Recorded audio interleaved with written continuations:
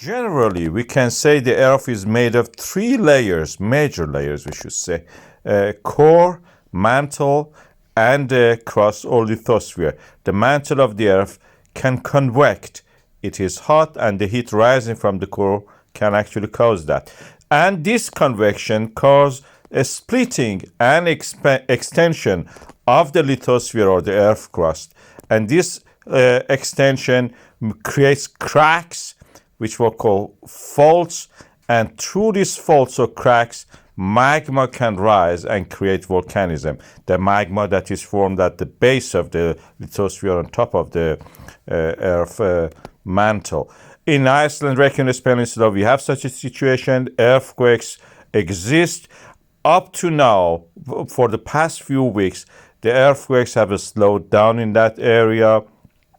And that may mean, in a way, the magma is not able to rise. It's a non-Newtonian fluid and is not able, if it is not shaken, to rise or move. It's like ketchup, in a way. You have to shake the ketchup to make it run.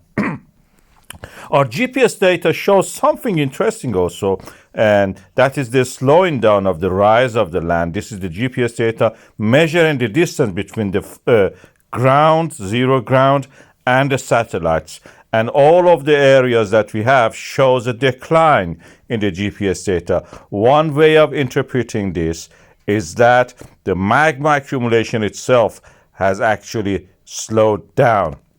And this is what the University of Iceland and Icelandic Meteorological Office show in their data are presented to you. And this may truly mean the ground is not rising as fast as it used to be because the magma is not coming to accumulate there. Another way of seeing it is that the solar flares, the solar wind, the light of the sun, and the charged particle from the sun actually are changing the position of the satellites. GPS satellites, we measure the distance between themselves and the ground in the Iceland.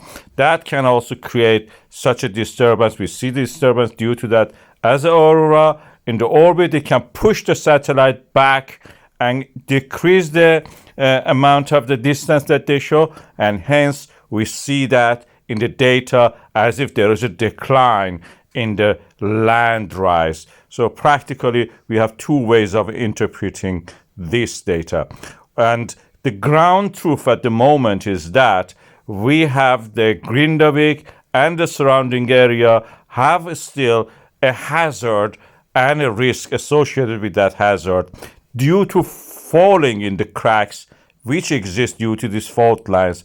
There is not enough magma accumulated in the Svartsengi magma reservoir under that area to actually have an eruption in the November. November eruption most likely is ruled out. What I see is that we will have eruption probably, if this continues the way that it is, and it is continuing by next week, we can say that magma accumulation is really reduced, or is it the GPS data satellites making an error? If that is the GPS data due to the satellites showing the error, we may actually expect the magma accumulation rise and have an eruption in December, probably even in the Christmas time. Let's wait and see.